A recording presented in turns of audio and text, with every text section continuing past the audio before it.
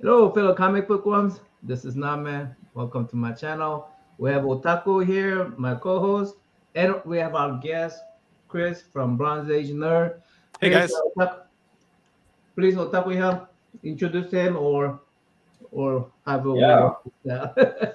So yeah, we've been meaning to have Chris on for a very long time. Just our schedules kind of didn't work out, and finally we finally got him on this week, and it's really great to have him on because when I first got back into collecting, which was right around the pandemic, Bronze Age Nerd was one of the first channels I really connected with and continue to just engage with and watch over that span of time. And it's a real just treat to have him on the channel and kind of get to know him better as a collector and what he's all about. So yeah, Chris, go ahead and introduce yourself and tell us a little bit more about your channel on YouTube. Sure. Hey, I'm Christopher, aka the Bronze Age Nerd. And yeah, so a few years ago, I decided to start a YouTube channel, and I'd been toying around with different concepts of what I'd want to do. And comic books have always been a part of my life, as I'm sure we'll talk about a little bit more as we get into the show. But that's something that was, kind of always rolling around back there. But I've had a couple times, I think most collectors have, where I stepped out of comic books for a while. I kind of, the pull box was getting a little too big, or you just weren't, interested in the runs you were reading or whatever it might be.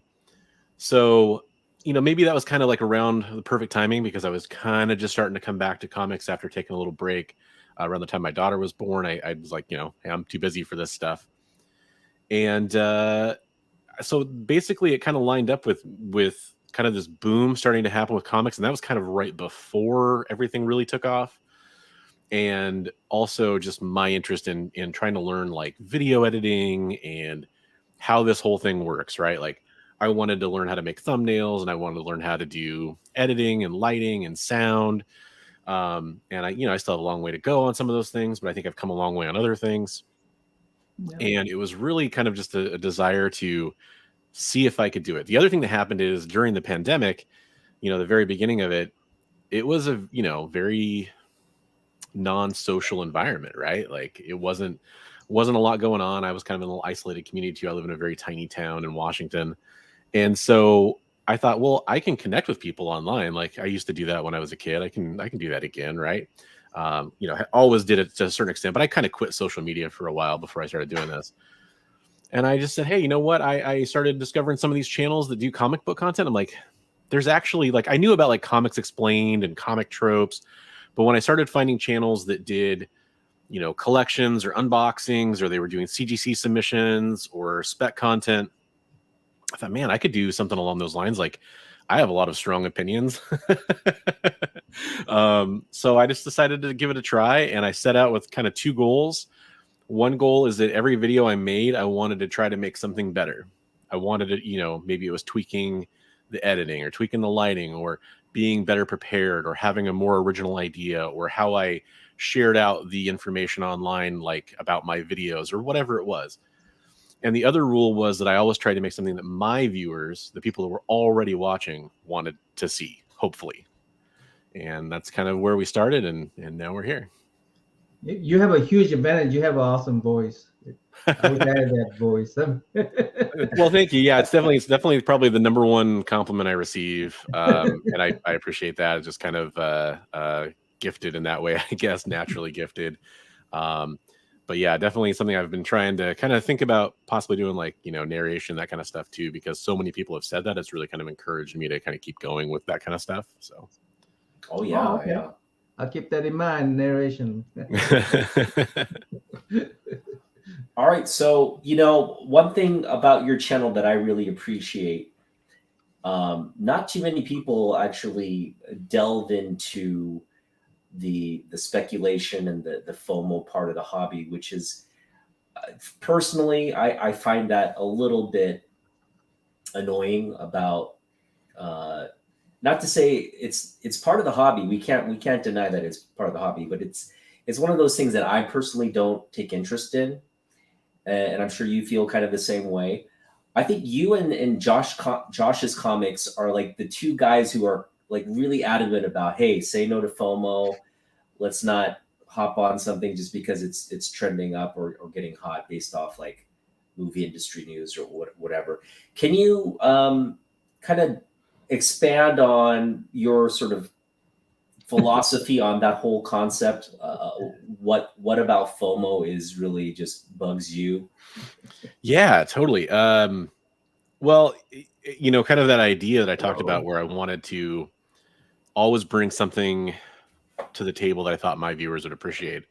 Part of that is my natural personality is very much a contrarian and a devil's advocate type of personality. And so if everybody is saying left, I'm like, well, what's up with right? You know, if everybody's saying right, I'm like, well, what's going on with left? As I point to the wrong direction for myself either way. But yeah, it's just one of those things where I kind of was thinking about what is, because I would see it in forums, I would see it in Instagram comments, I would see it in comments on my own videos when I talked about, like, you know, I used to do a lot of like hauls, like I'd go pick up a bunch of comics and I'd show them off, and I used to do a lot of that kind of content. And for various reasons, I really slowed down on how many comics I was buying, and so I didn't really have that content to make anymore. And all the comments were like, you know, if I got like that new hot book and I picked up a copy, it would be like, oh, that was on this list, or can you believe what Key Collector did, or how they're talking about this book? And I was taking all that in and just going, there's a lot of people that have similar feelings to me about what is popping off and like why it's hot.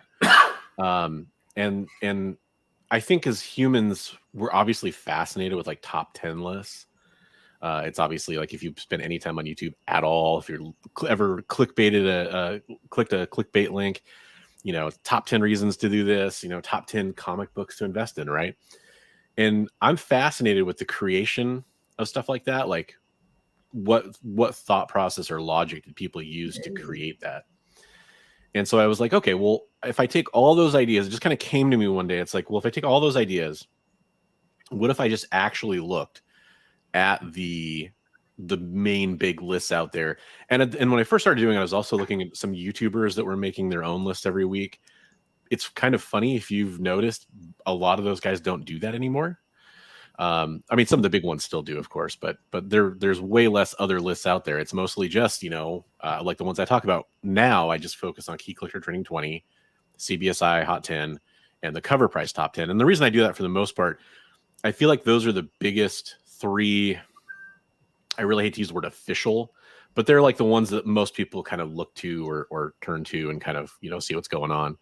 And so I was like, all right, well, let's just take those lists and let's think about, you know, what if I was the biggest pessimist in the world?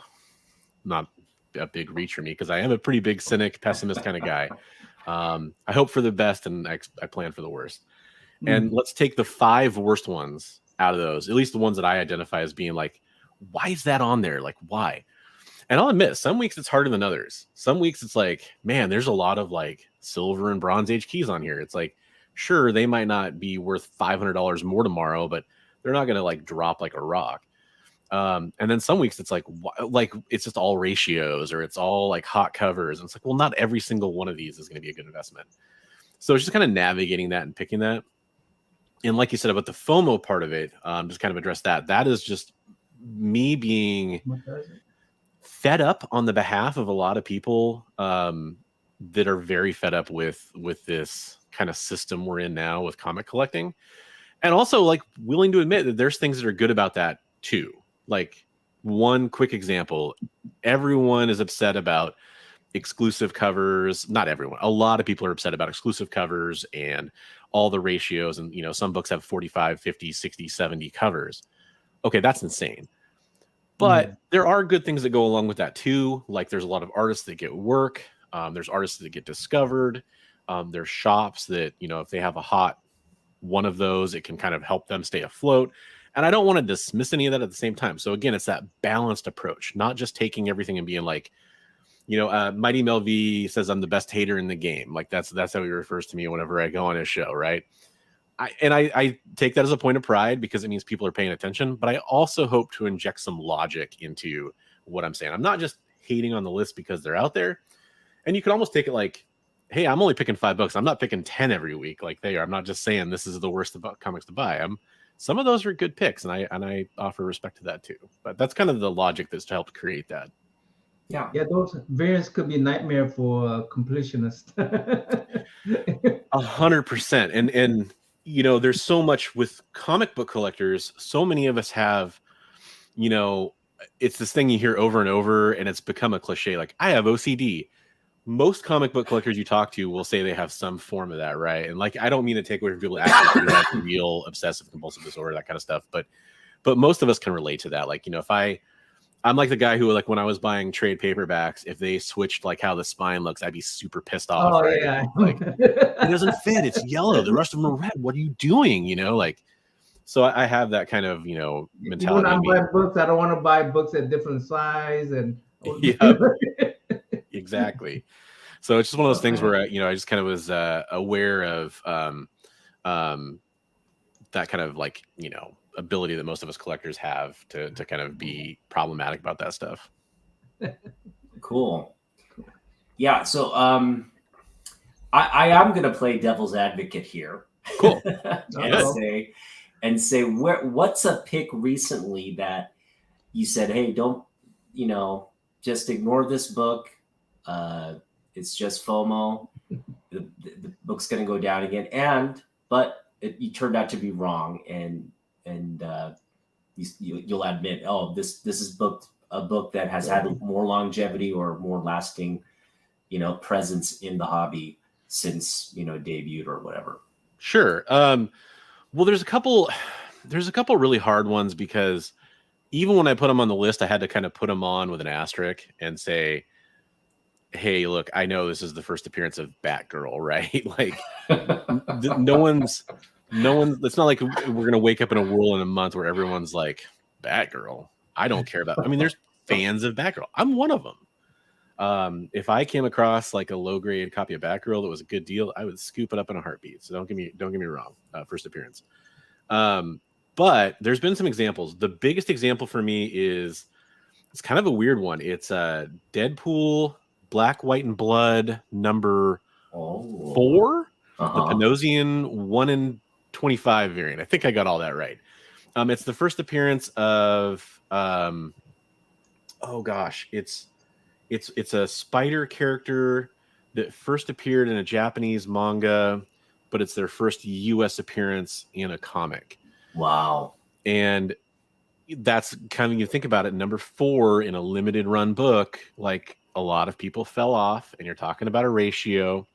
My argument is that most people were going for the cover. I didn't really realize how much, because I have this weird thing to talk about OCD, where to me that's not the first appearance of that character, because they've already appeared somewhere else, and I can't remember the other book off the top of my head where they appear in. So for me, it was like, well, it's just because it's a hot cover, because it is kind of a cool. I think it's like Deadpool, like, fighting like in a sushi restaurant kind of thing. It's all black and white behind him. It's kind of a cool cover. And so I guess I just kind of went over it more for that reason, rather than for this character who wasn't really their first appearance. But I forgot, you know, first appearance in US comics is a big deal for a lot of people.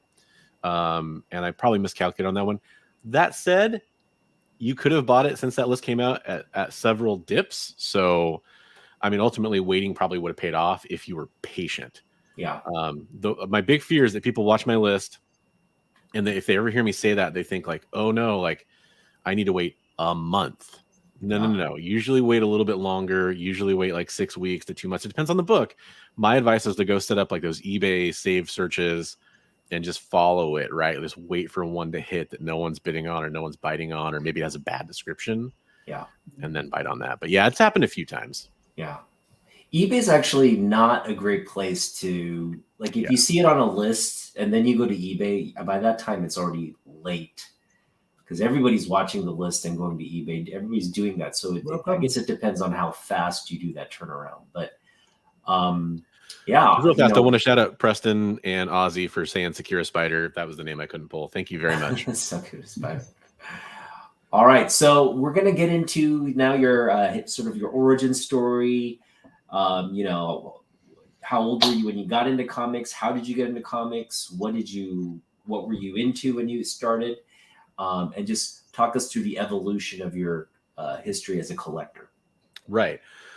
Well, when I was about 6 years old, I got hit by a radioactive beard comet flying from space, and it just kind of set me on this path that I never quite know. That's where it all began. In a world where beards hit the earth, right? Like, so, no, I know it was from different planet for sure. The origin story. Yeah. So, and I'll show one of these books here in a second that kind of makes up this origin story, because we talked about that ahead of the show. What really happened is I loved G.I. Joe when I was a kid. I was a big G.I. Joe fan. And my dad, when I was in, it was my mom too. She definitely supported it. I was a kid, I grew up in the 80s. G.I. Joe, Real American Hero was a big deal. So I got a bunch of the early, like, I think wave 2 of the figures. Most of those are gone and lost to time. I do have a few still left though. Wow. And love those toys. And eventually love the cartoon too. Best toys ever, yeah. Oh man. I mean, if you liked anything to do with the military at all, or even like cool looking character designs, and you grew up at that time frame, yeah, they were awesome. My daughter is 4 now. She watches the cartoon and she likes like Lady J and stuff, right? Like it's Scarlet. Like she identifies with those characters. So it was just a matter of loving those. And then my first exposure to comics at all was my grandparents had like some old Beetle Bailey and the Sad Sack books at their house. They never really interested me in a big way. I was more drawn to like Calvin and Hobbes, or for like comic strips or whatever. And so I guess I got used to the format through that. And then from there, my dad started bringing home, like he'd travel around the Northwest for work. He worked for a big land management company. He was a forester. And so he'd drive around. He'd end up in these small towns or whatever. I think he'd go to like little comic shops or little newsstands or whatever and pick up like a G.I. Joe comic here or there. And he'd bring them home to me. And I just started reading them. And to me, comics were just G.I. Joe comics. Like that's all I cared about, right? And then an amazing thing happened with one of the best animated intro songs of all time. And that's X-Men, the animated series. Like a lot of people my age or close to my age, I just instantly was like, whoa, I'm hooked on these guys. Even before the cartoon premiered, the whole Pizza Hut campaign where they were doing like the little boxes with the drink cups and the comic, that kind of appealed to me as well. And I was like, I'm kind of interested in this. Like, I already like these G.I. Joe comic books. Let's check this out. And from there, I was off to the races. So that's kind of what got me into it. My dad getting me into it. I was a collector at a very young age, and being like that OCD, persnickety type of kid that I was bagging and boarding from a pretty early age. Like a lot of those childhood comics I had early on are pretty well preserved. Unfortunately, not all of them. Like I remember having like a Thundercats 1 and like a couple other books that are kind of sought after a little bit now, that were just ripped up and terrible. But most of the early comic books I had were in pretty good shape once I learned that you could protect them. Yeah. So that's mostly it. And then I spent a lot of time, reading X-Men. I was very much into the whole Image wave of stuff in the 90s as well. All the early Image titles, although the stories were so average in most of those books that I fell off of them pretty quick. I stuck with Spawn the longest. And then I really liked Gen 13 stuff too. It's fun. It's fun. It hasn't aged very well, but when you were reading it at the time, it was pretty good. And then I read a lot of the Babe books back then too, like the not so much Witchblade. I know a lot of people were into Witchblade. I kind of was, but Glory was a big one for me. Vampirella, stuff like that, right? So Lady Death, Evil Ernie, all that. So I got into all that too. And then, I moved out, started my career, and most of my comics just kind of sat for a long, long time. And eventually I just got tired of moving them around. Because I'd move, for my job, I'd move for like, every couple years. And it's like, depending on where I live, maybe I didn't have a lot of friends that wanted to help me lug around a bunch of comic boxes. Because I had a lot of long boxes. I don't even know, maybe like 30 or something, which people have tons, but that was a lot. And around the time my daughter was born, I actually sold off almost all that collection. I kept 4 short boxes of comics. So most of the comics in my collection are stuff that I've built up since then now. Luckily, I mean, I kept most of the stuff that was valuable, but also I just kept the runs I cared about, like stuff that no one likes, like the Maverick run from the late 90s, Alpha Flight, I think it's volume 3, the John Ostrander run, like just weird stuff that I really like that is not valuable. Although I guess there's a Big Hero 6 key in that run now, but yeah, it's just stuff that like I like Union #1. I like the Union. I kept all my Gen 13. I love Union, yeah. Yeah, like there was just something cool about that character design. Like again, it's like most of the image stuff. It was more style over substance. Yeah. But yeah, that's kind of how I started out, and so I always had like this affinity for oddball characters. Like I liked Maverick, I liked Union. Cardiac was a character I really liked from Spider-Man. Just weird characters that people didn't love. So if you had to choose between art and story, what would you choose? Well, that's the funny thing, right? Like art will draw me in every time, but it doesn't hold me. So I need the story. Unfortunately, comic books, they're at their best when there's a parity between art and story. However, that's a rare combination, right? Like I feel like there's usually one that's better than the other. And I tend to like when the story's better than the art. But as long as they're both kind of like in that acceptable range, I'm okay. But if you want me to keep reading for 70 plus issues, like or I read the whole run of Walking Dead. I picked up Walking Dead from issue 7 on. I had the entire run. Wow. That's a long run too. It's a long run. Yeah, I had the entire run. I think I started getting trade paperbacks like around issue like after the All Out War, like after issue 110 or something like that. I started getting the trade paperbacks, and that's how I collected it. But I read the whole damn thing like week to week or month to month and everything. And in order to keep me doing that, like I didn't love the art in Walking Dead. It's obviously a very basic, fast artwork. It has its own charm, of course. Don't get me wrong. But like that story kept me going, right? There's very few titles I read just because the artwork was really good for a very long time. That's a great point. Yeah, that's a great point. I mean, you're collecting sort of like history there is so very similar to mine. I mean, we both share a love for G.I. Joe and X-Men. And the fact that, like we're collecting in the 90s and then went away when we went to, started our life in adulthood, we kind of went away from it. And then we've come back to it. So it's very similar in those instances. And I think that's part of the reason why I think I connect with you so well. All right. So yeah, we're going to get into now some of your books. You're going to show off, I think you prepared 5 books, correct? Yeah. So I chose my 5. I wouldn't even necessarily 5 favorite. And I was mentioning before the show, what this inspired me to do at some point on my channel, you'll see this, is I'm now going to do like a collection highlight video series because it was so hard to pick 5 favorites. So I kind of went for like, oh, hey, Danny. I kind of went for maybe like top 5 most valuable or coolest first appearances maybe in my collection. I'm most people, it's like, if you ask me what my favorite movie is or whatever, it would change day to day, week to week. So it's hard for me to do that. I grabbed 5 books I feel pretty comfortable saying like these are 5 of the ones that are in the box that I'd grab if there was, a flood or something like that and I needed to get out, right? Yeah. So do you want to see the first book? Yeah, let's take a look. So this is the one book, I've said this on my channel before. This is the one book that if I ever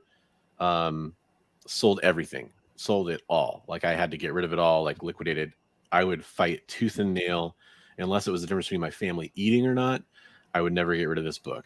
And that is my childhood copy of G.I. Joe #1. I got this when I was like 8 or 9. And yeah, like I was saying, I kept good care of my stuff. It got a 9.6. Wow. Funny thing is, I actually got a really cool deal on a newsstand. And I bought it for like, I think $80.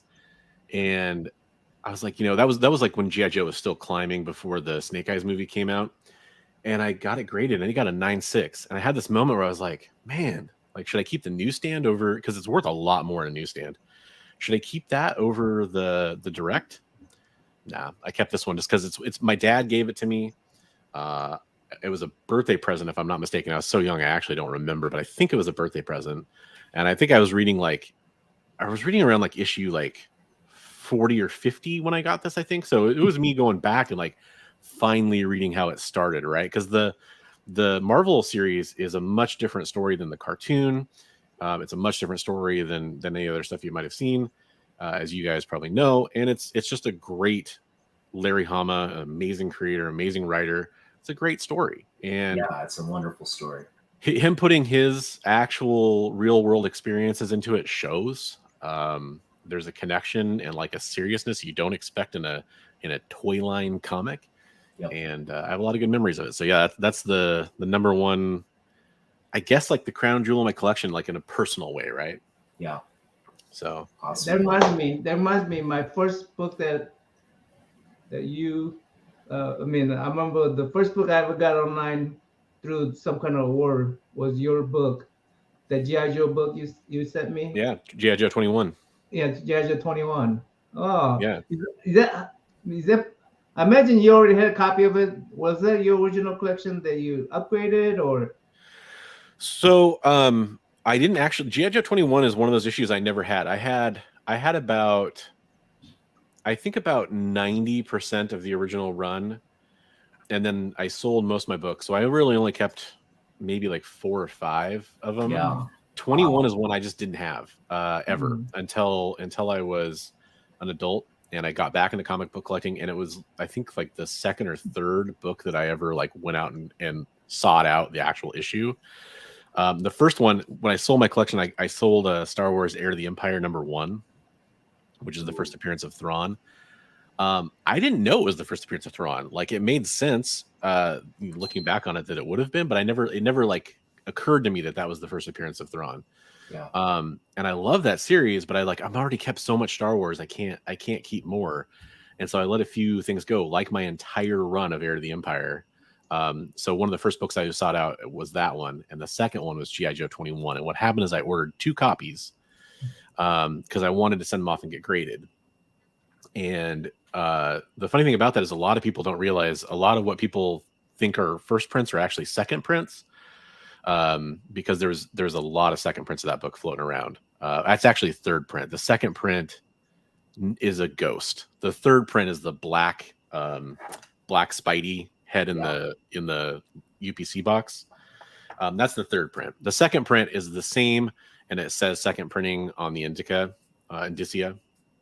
But anyways, so I picked up 2 newsstands because I wanted to make sure that I had first prints, and the newsstands were all first prints. And I swear both sellers sent them in the manila envelope.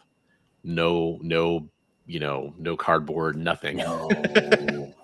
So, and they were both high grade, and luckily from both sellers, I got like a partial refund or whatever, to the point where I was happy.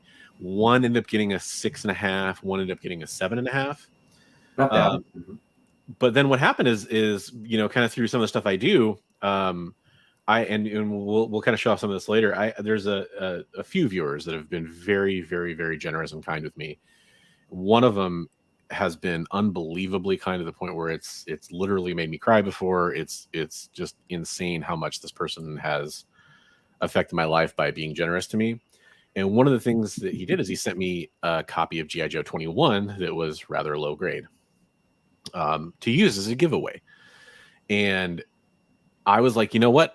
I'm going to pay that book forward. And I already have a couple copies I was lucky enough to secure, and I want to pay that forward. And so, yeah, when I did that contest, it was all about, I called it the Comic Karma, for a very specific reason. Yeah, Comic Karma. Yeah, remember, hashtag Comic Karma. Yeah. And in fact, that takes us right next to the next book. And I'll just kind of show that, because that same guy, his name is Starset Comics. He's an amazing individual. He sent me this, which is the first appearance of Wolverine. Wow. And he sent it to me slab. He didn't send it to me raw. 180, right? Yeah, 180. Yeah, sorry, I was trying to get the glare. I mean, that's the first appearance of Wolverine. Oh yeah, it's 100%. You can't argue it. It's the first appearance, Yeah. No, I'm not going to tell you like that. Like obviously I have a 181 poster right back there. I'm not going to tell you that like 181 isn't the better book to own or whatever as far as value. Sure. Yeah. But that doesn't mean it's the first appearance. It's just the first full appearance, and I'm fine with that. Yeah. But that book skyrocketed in value just over the last couple of years. So, I mean, yeah, I think people got priced out of 181 for sure, which is part of the factor. And I think a lot of people too, I think the logic appeals to them too, that like it is the first appearance. Like it's not like, you know, if once you see the panel, I did a video on this a while ago because I compared Wolverine's first appearance to Gambit's first appearance to Bishop's first appearance, like 3 X-Men characters. And it's just funny how people value different books differently for each of those characters. But once you see the full panel, like, you know, Wolverine coming through, you know, he's in that panel, like, how do you not say that that's not the first appearance of Wolverine? It's a full page. Come on. Yeah, exactly. So I was very just very humbled and felt like this community has done so much for me that I had to do something back. So I started that campaign where I was giving away books, and that's kind of been a history. Something I've done on my channel is tried to do giveaways. Like I have my very own personal collection that I love and I value. I don't have a lot of other stuff that's like truly valuable outside of the stuff that I'm showing here, really. So it's kind of hard to like make it like super worthwhile. So I hope to give out something that's like it's going to make an emotional connection to somebody. Like, you know, I didn't know who was going to win that G.I. Joe 21, but hopefully with somebody was like that like G.I. Joe or like Larry Hama or that like Storm Shadow or thought it was cool that it was a silent issue or, you know, that's what I was hoping for. First big book I ever got, and then that was my first giveaway. That was because when I was giving away books, I feel like I'm not giving away anything big, but I feel like I was giving away something big with that book, and I know exactly who it went to a chop and drop. So okay, so that's what cool. that book is. Yeah, it's first of all, the Silent Issue is my favorite book of all time. Like it's just hands down, just the best comic book of all time, and it's so cool. Yeah, it's cool, and so that's a great one. Yeah, absolutely, and it's just being like so. I'm the contrarian, right? Usually my favorite character in like a team or whatever is not the most popular character. A lot of people know famously my favorite X-Men is Cyclops. It's not Wolverine, you know, it's not Gambit. My favorite Cyclops too. Hey, there we go. That's awesome. I think Cyclops is the Captain America of the X-Men. 100%, right? Like to me, he's the leader. He's got like kind of a troubled past. He overcomes it. He has a lot of issues. He's afraid he's going to hurt everybody around him that he loves. You know, there's a lot of stuff there that's kind of cool. But people kind of gloss over it, and the Fox movies kind of ruined him, unfortunately, which doesn't help. Made him a whiny. Yeah, and you know, thankfully, like Joss Whedon's run kind of helped revive some of the badassness that is Cyclops and stuff like that too. But so my point was that I usually go for kind of a character that most people don't go for. When it comes to G.I. Joe, though, my favorite character is Snake Eyes. So, you know, besides G.I. Joe 1, which I already had, G.I. Joe 21 is probably the most iconic Snake Eyes story there is, right? In comics. So, and plus it's the first appearance of Storm Shadow. So you kind of get the yin and the yang there, and it's just awesome. So yeah, great book. But before we go on, what's his name? CJ asked if you want to be a G.I. Joe when you grew up. He said he wanted to be Hulk when he grew up. Yes, he asked if you wanted to be G.I. Joe. Did you want to be G.I. Joe growing up? Kind of. Like I definitely ran around my yard playing it enough. There was in part of the work that I do, a lot of it goes towards veterans benefits, and a big part of the reason why is when I was growing up, I always thought I was going to join the military. I thought I was going to join specifically the Air Force, and I turned 18 in 2000. You know, right before 9/11, basically, and I was 19 right at 9/11 and getting ready to go into college and everything. And I had big second thoughts. It's not that we were going to war around the world. I was okay with that. It was, are we doing it for the right reasons? Like, are we going to go to the right places? And it seemed to be a very the future was very uncertain, is all I'll say when it comes to that. So I had major second doubts about that. I also had an ear surgery when I was a kid to repair like a hole that was in my eardrum, and I'm not sure I could have become a pilot, which was my whole goal. So the reason that I wanted, to help veterans as an adult is because I faced that decision when I was younger, and you could say I chickened out or I just didn't want to do it or whatever. And so I have a tremendous amount of respect for people that go in, specifically, especially people that go in with the intent to serve their country. I know a lot of people go in because it's their only choice or because a lot of other reasons too, like their parents make them, all these different things. But still, anybody who served, I have a tremendous amount of respect for, and that's part of the reason why it all kind of ties into that, is because it's something I wanted to do when I was a kid. Had a lot of other goals too, of course, but that was kind of always like in the back of my head. I'm like, I can do that and help serve my country, and I didn't do it, so I have a lot of respect for the people that did. Great. All right, so they came full. I hope so. So we'll move on to the third book here. This is one that I picked up about a year and a half ago, I think now. Yeah. And at one point, my whole goal was to get every mutant or major X character, get their first appearance and get it graded. Wow. That's and cool. It's a huge goal. And it depends on where you draw the line, right? Because there's so many like minor characters that were introduced, like after, like, say, the Wolverine and the X-Men run or the new X-Men run, and I have a lot, but especially all the major characters, like working your way down. Like my holy grail of comic books is X-Men 1. By far, it's actually, you could call it a trinity, because it's X-Men 1, it's Wolverine 181 to get the first full appearance, and it's Giant Size X-Men number 1. So since I don't have those books, you find me going after a lot of other stuff. And yeah, not a mutant, of course, but first Deadpool, such an important character, and honorary X-Men, honorary X-Force, just adjacent to the X-Men in so many ways. Had to grab that one, and I got a great deal from an awesome shop that I've worked with in the past. Turlock Comics picked it up.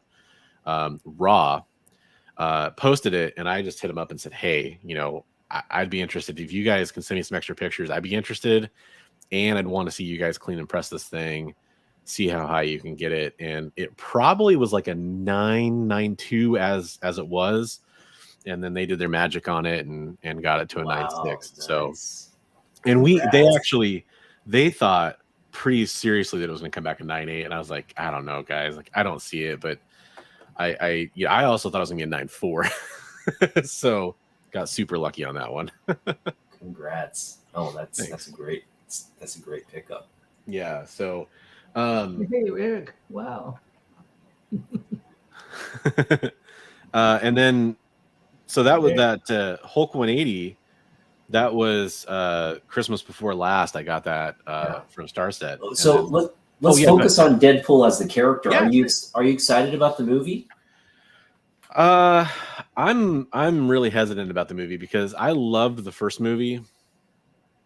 I thought the second movie was just okay. It didn't have the same charm to me that the first one did.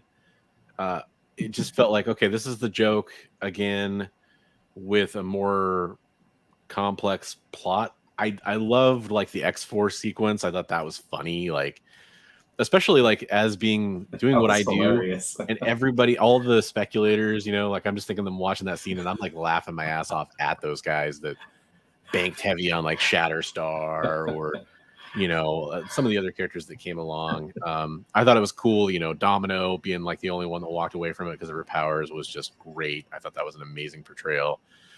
I definitely don't want to like say like I hated the movie or anything like that. It's just, I guess my expectations, occasionally I let them get really high for things, and my expectations for Deadpool 2 were pretty high. Like being such a big Cyclops fan, seeing Cable in a movie, like me, 12-year-old me was just like, oh my God, this is going to be awesome. And, great casting too and everything. And it just felt like I wanted more of that classic Cable and Deadpool kind of buddy cop kind of dynamic, and we never really quite got that. We had more of like the snarky adversarial, I'm gonna blow you away and let you regenerate, kind of a thing, Yeah. which is good. But I just wanted a little bit more for it. So Deadpool 3, I have really mixed feelings on Hugh Jackman coming back. Like, I know everybody in the world seems to be excited about it, and I want everybody to enjoy that movie, and I want it to be great. Like, everything will be awesome if it's great. I just have doubts about how good it's going to be. I feel like Ryan Reynolds got too much control on the last couple of movies he did with the director, and I don't know if maybe Ryan Reynolds needs a little bit of reining in to play the best Deadpool. I hope I'm wrong. So So that's kind of where I'm at with it. I don't understand what Preston is asking. Is that it soft serves first appearance? Soft serves first appearance. I don't understand. Oh, because of what happens to him in the movie, probably. Okay. He turns into soft serve. That whole scene was hilarious, though, with all the X-Force characters getting killed off. Oh, it's great. and I mean, again, I can't stress enough, like, just how much that first movie, it nailed it, because it wasn't afraid to be R-rated, to be Hopefully. Oh yeah, well, I mean, if we're playing Limbo with the lowest possible setting for how low that bar is, yeah, sure. Love and Thunder was terrible. Well, what? No one's here seen Quantumania. Yeah, what are the reviews about that? I want to completely move on from the previous X-Men. Yeah, like that's the thing, is I've talked about that a few times. Like I get, Logan to me was almost the perfect swan song. I actually disagree with the ending to Logan. I know a lot of people love it, but I think it would have been better to see him go on and found the school, to the Jean Grey School for Gifted Youngsters, right? That to me would have been a more fitting full circle for that version of Wolverine. But besides that, it was a great movie. I love the movie. The movie was awesome. Yeah, it was more of a Western story for me. Yeah, and to see him kind of fade away as that kind of like tragic hero was perfect. And I don't know, like, seeing him come back, I'm just kind of like, I'm ready to move on. I also get, like, the one thing that maybe people could say we got robbed of was like Hugh Jackman having a proper Deadpool interaction. So I get that. I'd also argue that he deserved a better Sabretooth interaction too, though. Oh yeah, true. Yeah.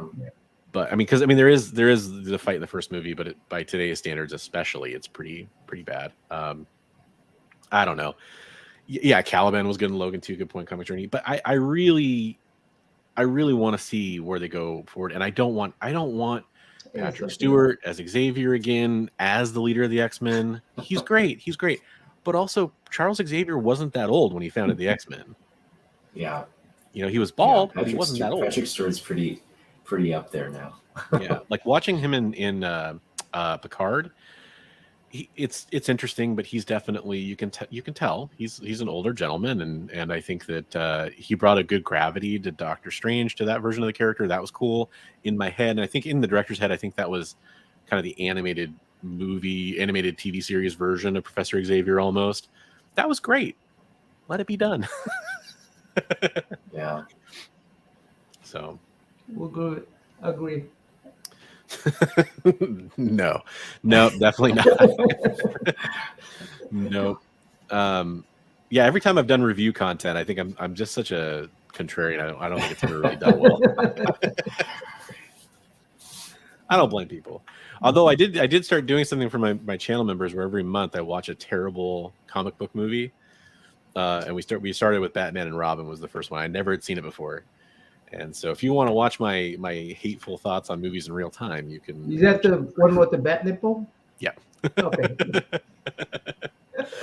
Yeah, and the ice skating Mr. Freeze henchman, and every bad pun you can imagine. All right, let's see the next book. All right, so the next book. So yeah, like I was saying, I got. Hey, good seeing you, Eric. Eric is from Byron Community. He's here from Byron nice. Community. But welcome to Comic Community, Eric. So I got that Hulk 180 from Starset, and the next year he followed it up with this. Ooh, big one. and it's a newsstand too. Oh my goodness. This is a book that I'll be honest, like I did not think I was ever going to own at a certain point. I wanted to. Also kind of a fun thing because is this the first appearance of Venom? I don't really think it is, but a lot of people, obviously, this is the book, and it's the book to own for sure. You think the cover dictates what the first appearance is? What's that? You think cover design dictates what the first appearance is? Well, everybody agrees on, being a first appearance. It could, but I mean that's obviously Spidey in the costume, right? So, which I mean that's going back to the black suit. But I think 298, 299, and I owned both those books, and I was like, and I own 301, so I have that kind of that story, that those first 4 issues. Yeah, in his hand, well, a female version of Eddie Brock's hand before they knew it was going to be a man appeared in the subway pushing Peter. But yeah, you don't really get to choose what the key is that everybody finds is valuable, and obviously, just for like the notoriety of the cover alone. Yeah. I mean, even though in itself it's an homage cover, it's the cover that gets homaged to death. But yeah, to get that, I got blown away. Like that was, and I made sure to confirm with him, like, that's it, right? You're not going to send me anything else, because man, you're sending me too good of books. Like, you're being way too kind. Yeah, that getting gifted that is incredible. Wow. It absolutely is. It absolutely is. And he's a wonderful person. And I never talk about him without passing the opportunity to say, go follow him on IG. Starset, I think it's Starset Collectibles is what he goes by now. On IG used to be Starset Comics. Follow his whatnot and all that stuff. He's a very ethical, good seller in the community, and he also is just a collector. He loves Spidey. Spidey's his guy, so great guy. Nice. Go give him a follow. All right. He inspired Comic Karma, the little campaign run. So that's great. Yes, Starset is amazing. And speaking of the veterans and stuff, he is actually an active duty Air Force. So I talked about how when I was a kid, I wanted to join the Air Force, and for various reasons didn't or couldn't. He went out and did that, and he's a pilot. He's a cool dude. So lots of good reasons to support him. And go follow X11 Bravo. Those guys do some good work too. Awesome. All right. Well, I think you have one more book left. I got one more book left, and this one means a lot to me, although might not to a lot of people. I think a lot of people think it's cool, but I think they'd be like, that issue? Really? So what happened is, I tell the story before, when I was kind of getting back into comic books. X-Men 1 was my grail. I always looked at him, and I had a chance to buy X-Men 1 signed by Stan Lee in a CGC 1.5 for $2,500. At the time, that's too much money. That's a lot of money. But I was looking at it and I was like, man, that'd be cool. And now that book, I mean, I don't even know what that worth is. I don't want to know what that's worth right now. But I was lucky, and 3 years in a row, I won my fantasy football league with my friends, like a paid, fantasy football league, right? And so I was like, okay, that book got away, and I'll never be able to afford that again, probably. What else can I get? I want a Stan Lee book that's signed by Stan Lee, and I want it to be a story he wrote. That was the most important thing to me. I didn't, Stan Lee signed everything, right? Didn't matter. He didn't have to work on it. It didn't even have to have his name on it. He'd still sign it. But I needed something he wrote, and I wanted it to be an X-Men book. So I got pretty lucky on this, like, I feel like, and I got X-Men 16. Wow. Signed by Stan Lee. Nice. Oh, it's a beautiful signature. Wow. It's not a key, really. I mean, it's the third appearance of the Sentinels. It's like the second appearance of Master Mold. It's maybe not the most beautiful cover. It's not high grade.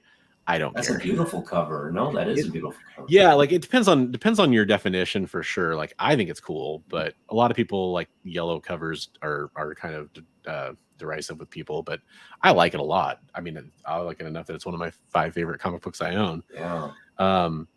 And for multiple reasons, but yeah. Does it have when exactly he signed it? The date he signed it? this was signed by him on September 4th, 2010. And that was another thing. My birthday is September 6th, and it's, September 4th. It's not the same day or anything like that. That would have been amazing. But it was so close. It was like that definitely kind of ticked me over there. So it's just cool. And that's awesome. It's the earliest X-Men issue I own, actually, in the run. And I'm working on the run, and I don't know anything under 16. So you can imagine how desperate it is for me to get any of these books. So to have that one's good. So I don't get that. Awesome. That is a great book. I love yellow and red cover. What this mean, Chris? What does? I was wondering if I should hate you for your X-Men cover. Now I know.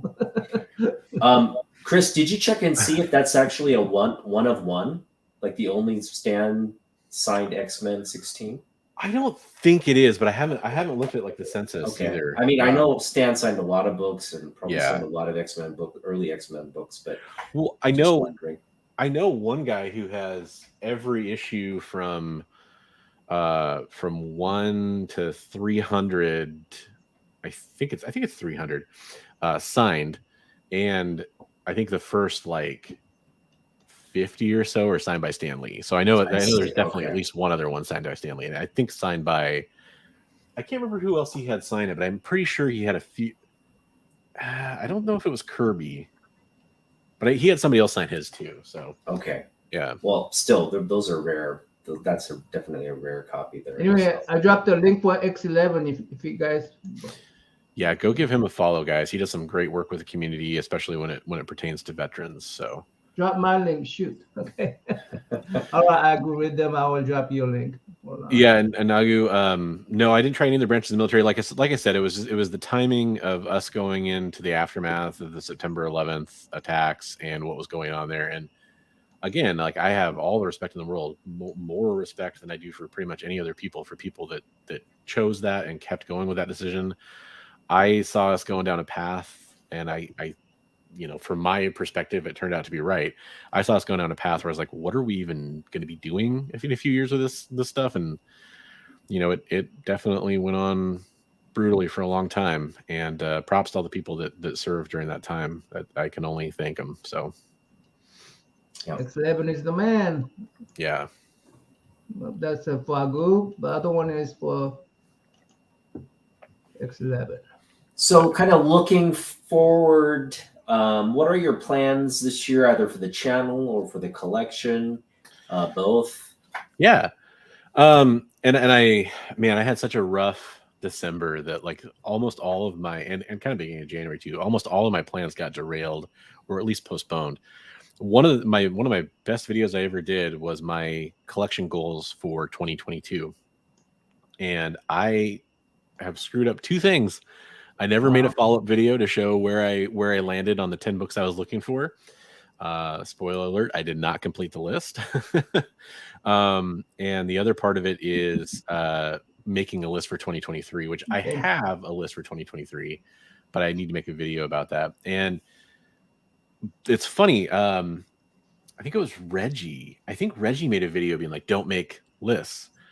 And he's, he approached it like in a very even manner. I'm not talking out of class here, but I don't agree with that. I think it's good to make lists, but you have to know going into it that it's okay to fail at those lists, and it's okay to learn. Wait, Reggie Collect said don't make lists. Yeah, man, maybe I'm mistaken. Isn't he the guy that keeps doing lists?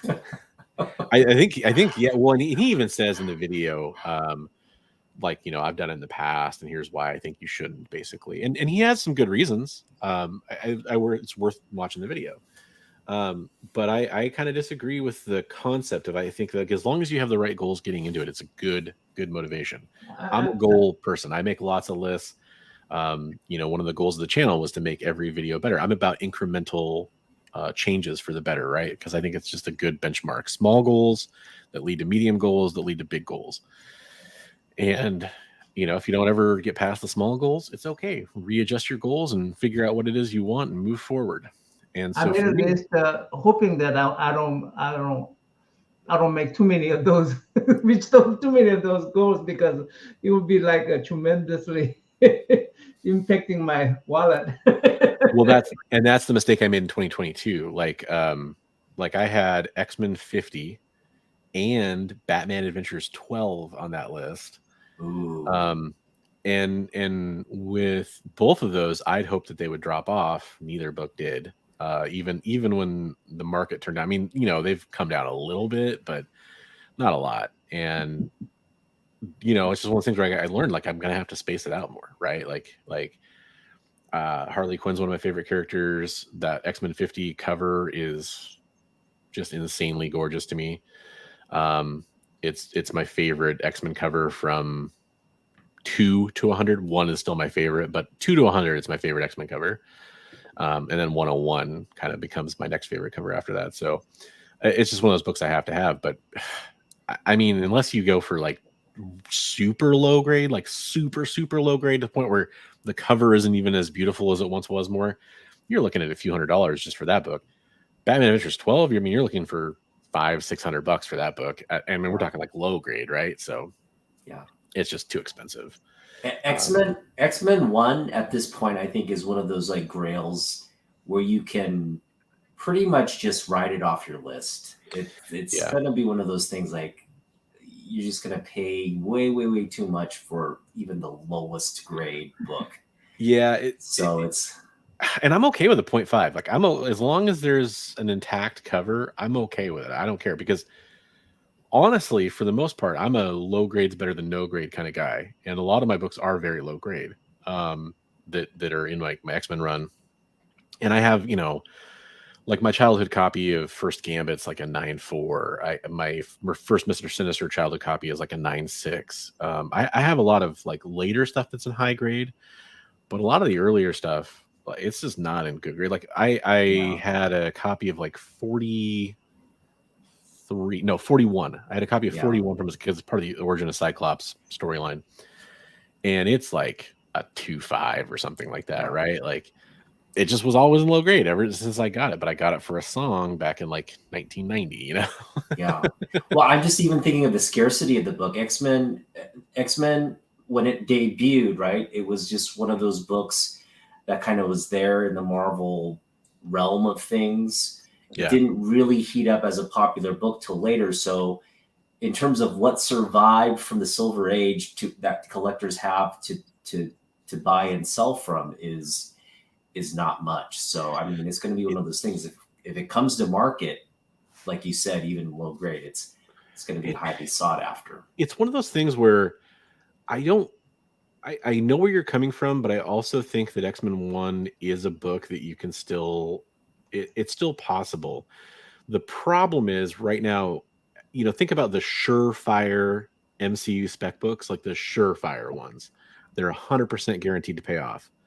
Well, X-Men 1 is one of the very few that is definitely X-Men 1, Nova 1. We know Nova's coming, although we don't know how long Richard Rider will stick around. And then there's we know Star Fox is Eros is coming. Yeah. There's a very few books that we know are slam dunks. Yeah. And that's one of them, but that's part of what's propping it up right now. There's a lot of copies out there, and to me, the biggest one out of the three that I'm looking for that people put a huge premium on, I don't think they should, is Giant Size X-Men #1. It's a great book. It's great first appearances. There are tons of copies of that book out there, tons and tons of copies of that book, and most of them are still in relatively high grade. Right. It was massively printed, so. And I'd rather have first Professor X, first Magneto, first Cyclops, first, Marvel Gold over Wolverine any day. I mean, Wolverine, Storm, they're great characters, right? Yeah. But if you talk about the hierarchy of X-Men characters, nothing beats X-Men 1. So that's the true grail. Like, I agree with you totally. Like, as great as, Giant Size is. And that's another book that's where you it's, in terms of pricing, it's a grail. Yeah. But X-Men 1 is definitely. Absolutely. But and I wonder about that. Like, there's a concept that I've been toying around with. If you really stop and think about it, there's two factors that I wish, I should probably talk about this in a video too. There's two factors that people forget about when it comes to comic book collecting. One of them is what's going on with all this MCU spec in the long run. Because look at some of the books where the characters have appeared, they're done, we know who they like. Do you really think the first appearance of Nebula is really going to continue to rise and rise and rise and rise over time? Or, it's just kind of one of those interesting things where some of these books, like I think what people kind of latched onto is Robert Downey Jr.'s portrayal of Iron Man and Tony Stark. Specifically, it's iconic. It changed the way we look at comic books, comic book movies, and superheroes. And so that had this huge effect on his first appearance, and that effect rippled and changed for all these other comic books. Now, I'm not saying like that's the first time we ever saw a comic book raised in value because of a movie appearance. That happened for other comic books too, but that's what took it to a whole nother level. And that was a 1 in a million thing. Like having somebody who had Robert Downey Jr.'s life and his experiences and his troubles in the past, his redemption, his comeback, coinciding with the biggest movie franchise in the world. That's a unique series of events. And X-Men will be great, but maybe it'll be great. A lot of the latest MCU stuff is really, really, really polarizing. But we've already had all the X-Men in movies. So, I think that there's a chance that in 15, 20 years, people won't care as much as they care now about X-Men. I'm not going to say it's going to go down because we're going to continue to have inflation probably and all these things, but it may not like continue to just, go on that trajectory where it's always worth more and more and more and more. That's true. And on top of that, guys, we're it for comic collectors. There's not young comic book collectors out there. Yeah. There's not new people getting into the hobby that like they were when we were younger. That's a great point. There's people that want to invest in comic books and they see the value there, but on a long enough timeline, like who's going to be around to care in 20 or 30 years? We actually have someone in the chat who I think has X-Men #1. Silver Knight Kyle, can you confirm? I think CJ has one too, though. Yeah, I thought CJ has an X-Men one. Yeah. Wow. Yeah. Maybe I'm wrong about that, but I thought he does. Yeah, CJ has one and Kyle has one. Yeah, but just all the stuff that's going on with the way, like this whole wave 4 of the MCU has really, I think, kind of been a wake up call, along with the bubble bursting for comic book collecting. Although, what people call bubble bursting, I kind of think of more of as like a correction back to the norm, like a regression to the norm, kind of, with a continued slight uptick in the market.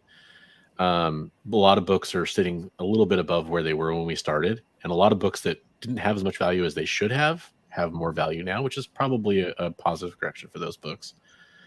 See, CJ, we need to talk. just kidding. CJ's gonna gift you his X-Men one. No. We've talked about, that's one of his runs. We talked about he has some doubles and stuff later on that we talked about, maybe talking about seeing if we can find a new home for those. But I'm always working on the X-Men run. But man, it's an uphill struggle. Yeah, it's incredible what some of our community members have, and yeah, CJ has. Oh, okay. So Kyle does not have one. Okay. I think he had one. Didn't he show off? I thought you picked one up. Oh, you picked up giant size. You said, right? You picked up giant size. Yeah, giant size one. Yeah, that giant. Okay. Yeah. And it's still, I mean, like I said, that's part of my Holy Trinity of books. Now, to go back to your question, you asked me what my goals for this year are, and I would love to say that one of those books is on the list. They're not. There's no way. Like, unless I win the lottery. Yeah. Like, it's one of the old game. Like, there would be signs if I won the lottery. Right? Or you walk into a Hollywood movie and it's just sitting in the basement of your attic from the previous owner or something like that. Yeah, exactly. Right. Like, dear Reddit, never thought it would happen to me. Look at this, yard sale find kind of thing. The things I dream about.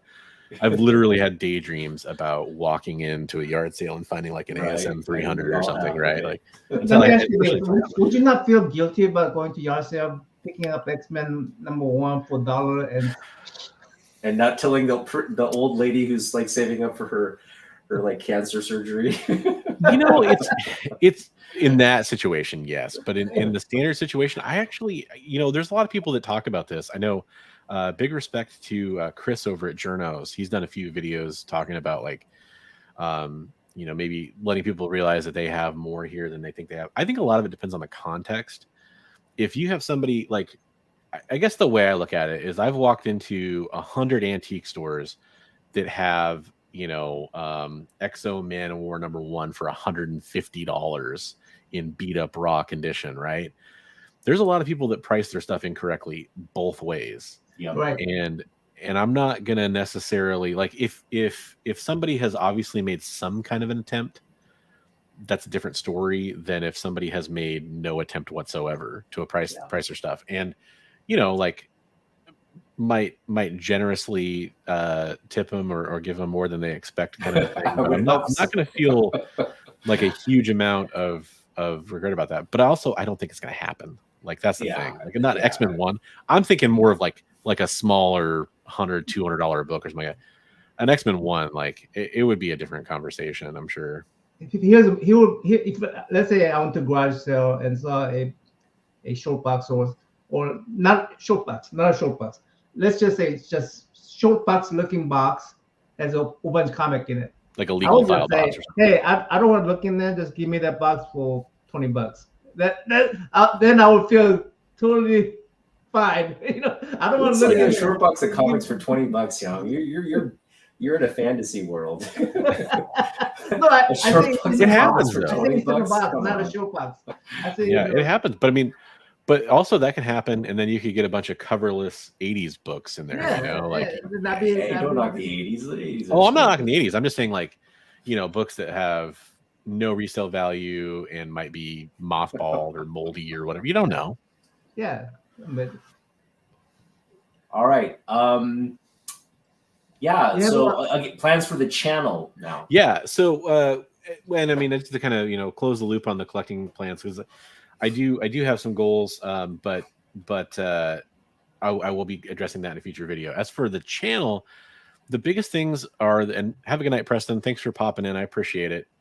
I hope to get out and get to more conventions. I'm trying really hard to get to Emerald City Comic Con. Cool. Originally, yeah, and that's definitely part of it. So we had that conversation about whether or not I was going, and I had a conversation with my wife, and we're gonna try to make it work. I don't want to like overpromise and have people, you know, hope I'm there or want to meet up or whatever. But I'm gonna try.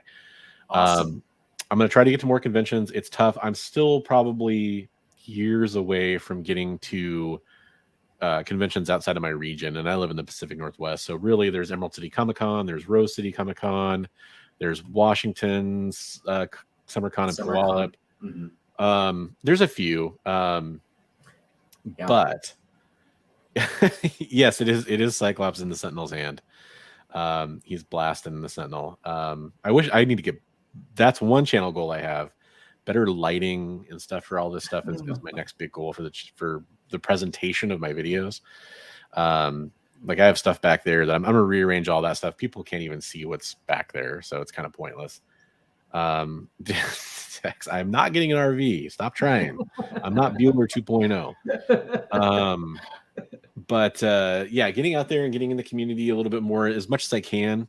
And then I had done a lot of content, and I'm going to continue to do the top 5 not to buy, and I'm going to continue to do the price, you know, look backs, which to me is the other half of that coin. I have to do that stuff, because if I can't just be out there hating on stuff and picking books not to buy and not do my due diligence and also say, like, here's what actually happened. Like, was I right? Like, you know, I have to follow that up. That's the way I look at it.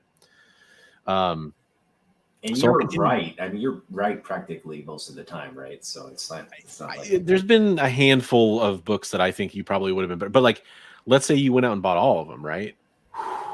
Yeah, man, doing that, like you unless you perfectly timed the top and you got in like right away, man, it would be rough. It would be really bad. So, yep. So as far as that goes, you know, that's something I want to keep doing, but I also want to do more comic enjoyment content, right? Like, I've been rereading, or not rereading, but I've been reading through the Krakoa X-Men stuff, the most recent X-Men stuff, and I'm still behind. I'm kind of the last Hellfire Gala, kind of around that point. But I want to do a video that's kind of like a story so far, or how did the Krakoa era go, kind of a thing. Talk about more about comic content. I've tried to do the review thing. I love reviewing stuff, but it's never really taken off. But I might just do it just because. I try to stay relevant to what my viewers want, and if I see enough that they don't care, I really want to move away from that stuff. But for me, I think it'd be fun to do more review type content, more. What I always wanted to do was kind of like retrospectives on different storylines, like X-Men storylines. Like, I love the Age of Apocalypse. I think it's a kick-ass, fun 90s weird storyline, right? I'd love to go back and talk about that and kind of do a beat for beat of like what happened and the story so far, kind of thing. So those are kind of my big goals when it comes to the channel. And luckily I've had some things happen in my personal life. My wife has had some things happen in her personal life where I can focus more on upgrading some of the stuff, making it look a little more professional. Again, part of my goal with this whole thing was to try to keep getting better. And I know what's important is the content and getting content out more reliably, but I also want to like feel happy about the product I'm putting out, or the videos that people are watching, basically. So that's a big part of it. Wonderful. And we're just so glad that again, let us know if you are coming up, because we're going to be there Sunday. Yeah. So we'd love to just meet up together, and we'll do our separate things or just hang out and do a video together, whatever works. But definitely want to hang out. Sunday would be my preferred day, but it's looking like there's a chance I might be there on Saturday is the other thing. Okay. But to get the ability to meet up with people is worth me going, is essentially the way I look at it. Right. And I know there's gonna be some other people too. So it's always tough though, because technically it's a 4-day con. I don't think a lot of people are going on Thursday except for vendors probably, but missing those people stinks when it happens, but I'm keeping my fingers crossed. So there are more opportunities. So I was talking to this with Sleepy Reader, Damien, who's down in Portland. And, we've had a sort of a small meetup here with Algorithm, myself. You better not mess up, Comic Johnny.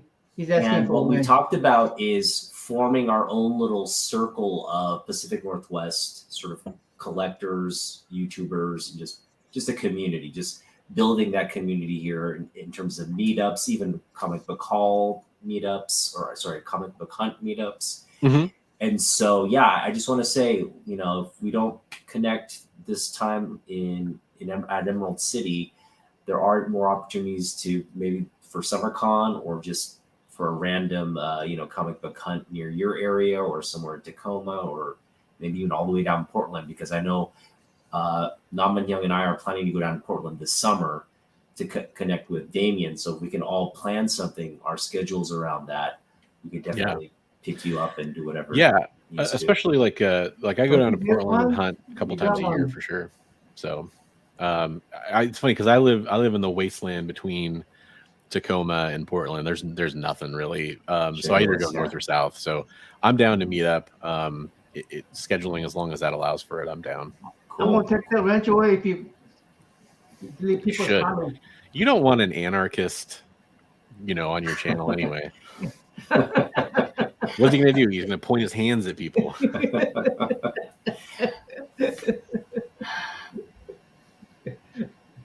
I mean, CJ's meeting up with a bunch of people at Heroes Con soon, and he has one rule: don't take his photo. Or don't. Oh, sorry, you can take his photo, but you can't show his face. Can't show his face. Yeah. I'm gonna try to go to Heroes Con, but that depends on where we're going to. Emerald. Go see Sleepy and all that. Yeah, I know. You gotta budget. You gotta budget everything out. Yeah, that's a lot of money on comics. The funny thing is, when you talk about meeting up for the Northwest, there's so many of us here too. Yeah, that's true. Insane. Yeah, like especially in Portland. That's Seattle too. Like you got mecca of comic books right now. So Yeah, well, I mean, and you know, Bueller's obviously from Portland is probably the biggest name from Portland, although he's never there now. But, you know, Oh, I'm he's sorry back. to I hear think he's this. Is back this right now. I true? think. What do you guys think this is true? Bronze Age at Bronze, I think that what's hard nowadays with collectors is not enough readers, and people go after mostly covers and grade them, but it's likely to each their own, I guess. But yeah, I mean, you know, and by the way, Scott from Gamma Base is a good dude. Go follow them over on Facebook if you want to be part of a good selling group. But yeah, it's kind of true. It's like this weird system where I think it's fair to say that most readers are not extremely happy with the product that comes out of at least out of the big publishers. A lot of indies are doing a lot better. So I think that's part of it, but I also think there's a lot of factors that play into that, right? Like it's the same thing I think that kind of has given us weaker MCU movies. It's a lot of playing it safe, and it's a lot of what's going to give us the quick buck now versus payoff down the road. You know, I mean, how many times is Marvel going to relaunch, you know, Venom or you know, how many volumes of Spidey are we going to end up with? It's insane. Yeah. The variant covers, all that stuff, it all plays into it, and I think that's a big part of it. But yeah, like even if you had, you know, this whole cadre of readers coming in, I mean, think about what print runs were in the 60s and 70s. And you know, people love to like make fun of like the 8 million copies of X-Men 1 or the, you know, 6 million copies of Spawn number 1, and they should to a certain extent. But you know, you got to remember there were massive print runs back then because people were reading. You know, there were hundreds and hundreds of thousands of books put out for each issue of most of the big Marvel and DC books back in the day on a regular basis. And now, you know, what's a big print run? It's, I mean, like a big is in like not rare. I mean, 40,000, like it's not rare then, right?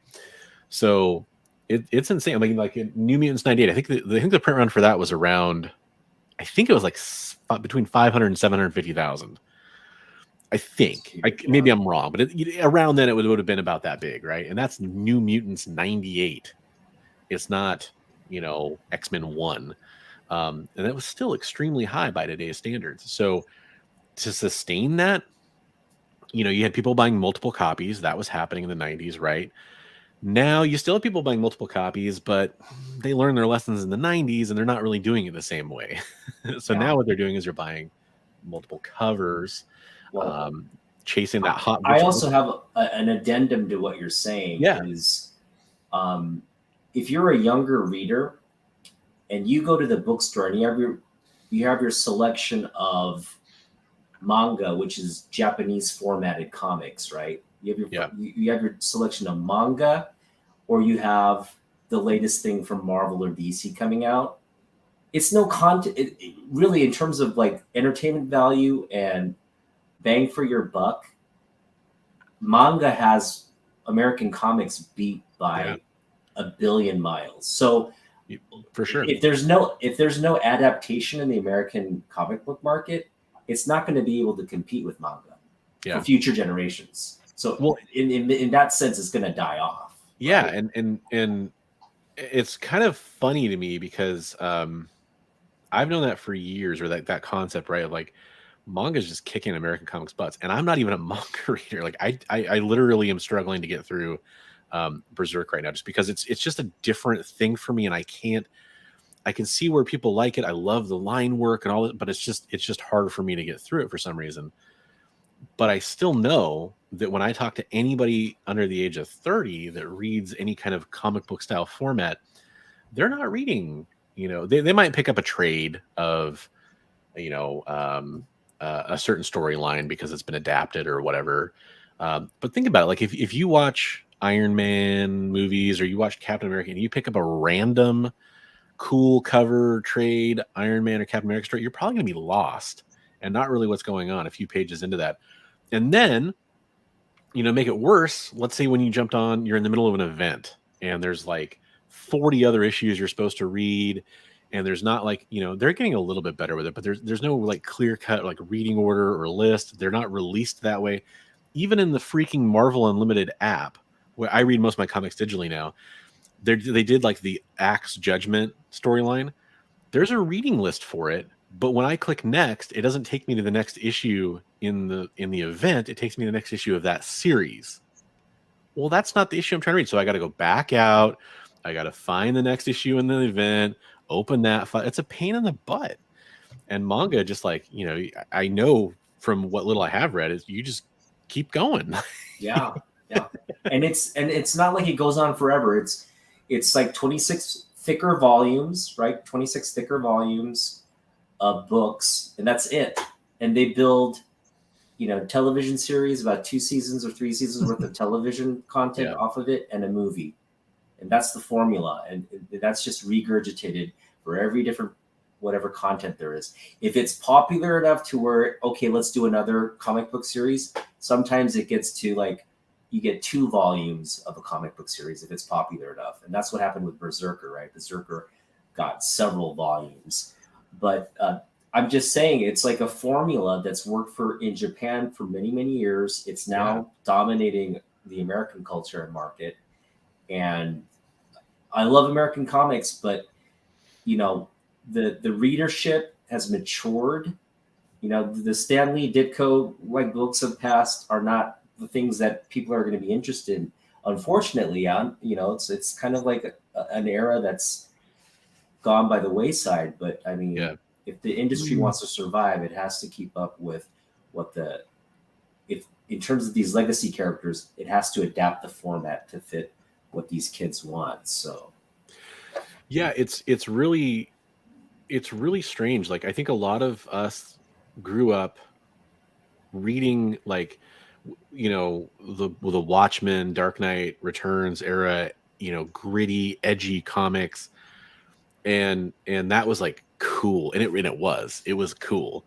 You know, the Frank Miller, you know, Daredevil run, all these different things. It was kind of this really like grown up gritty feeling. And the problem with that is, and we're starting to see it with like shows like The Boys and all these different shows now too that are coming out that are kind of that dark version of heroes, is it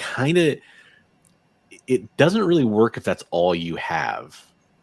And so what happens then is you go and you look for the regular or the lighter version, and you go back to Stan Lee, and you go back to you know, Brubaker, and you go back to all these great runs, right?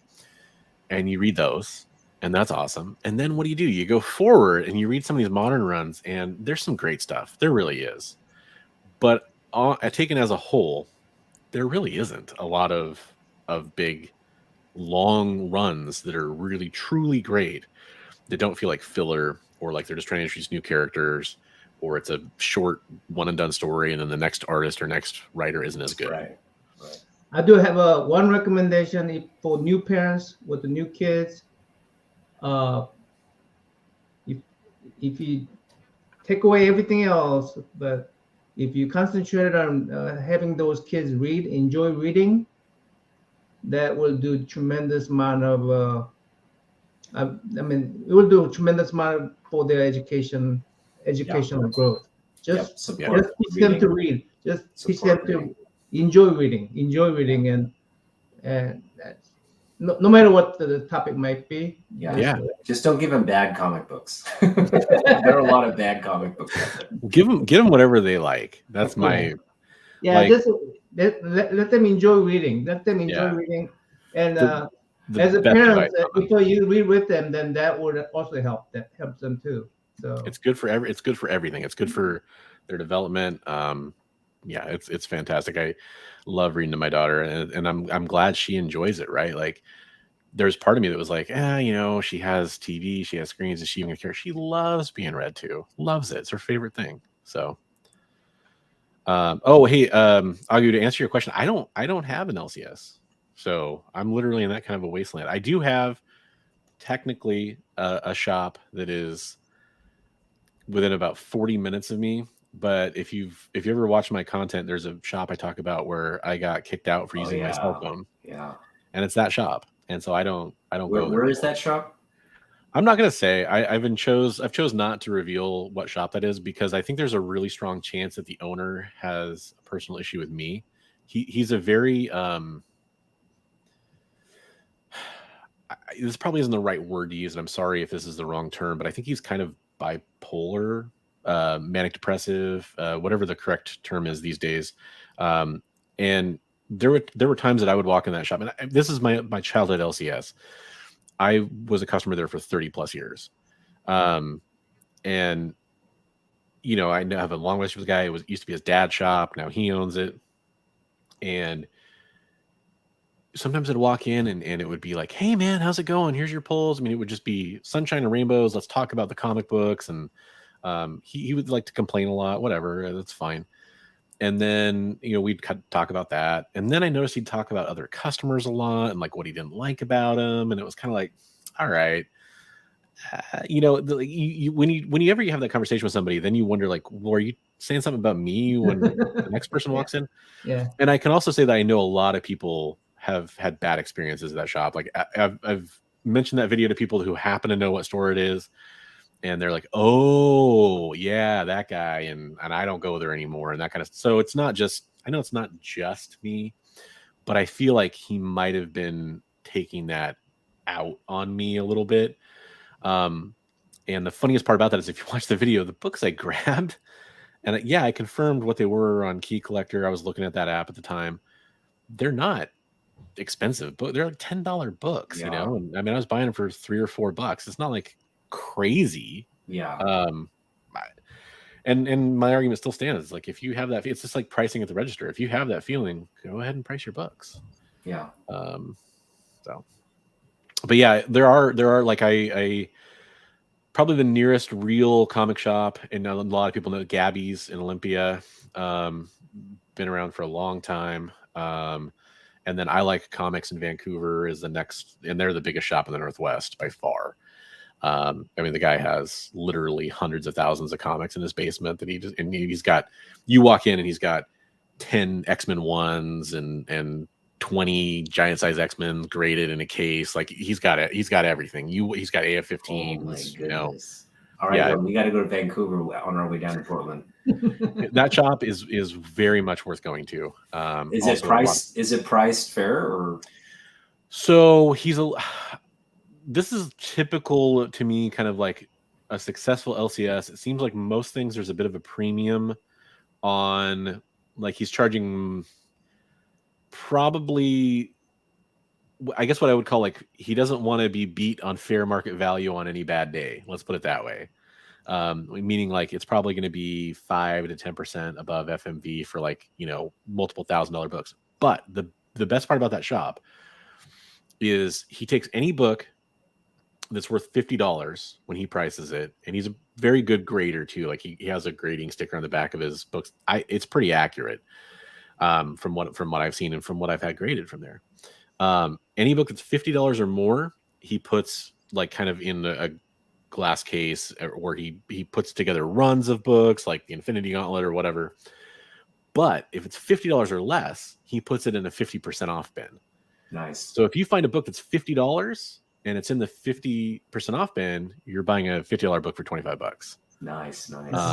And he doesn't go back and reprice those books. So I found some serious gems in there. All right. I found a Wolverine 8 in like 9496 condition for $5. Nice. Stuff like that. Yeah. Cool. Sounds like my kind of place. Yes, buddy. Right. Buddy, that is the shop they have a very big presence at Rose City Comic Con. They also go to Emerald City as well. So yeah. Cool. All right, let's wrap things up. Yeah, Chris, it was just great having you on. This was just a great conversation. And we're just going to look forward to engaging with you as we go forward, connecting with you, here live, hopefully in person. And we wish you all the best of luck moving forward. Thank you very much. Yeah. Thanks for having me, guys. I appreciate it. Hopefully you guys continue to have growth on your channels as well. I love what you guys do in the community. No joke. I was going around today, like trying to spread the word and trying to get people to come and check out your channel, at least, subscribe and bookmark. Love the interviews you guys have been doing. Just keep up the great work. Appreciate it. Thank you. Appreciate you, Chris. And chat room, appreciate you guys coming by. Till next time, I guess. Yeah. The one and only Bronze Age Nerd. All right. See you guys. We should have done the hey, hey, hey, hey.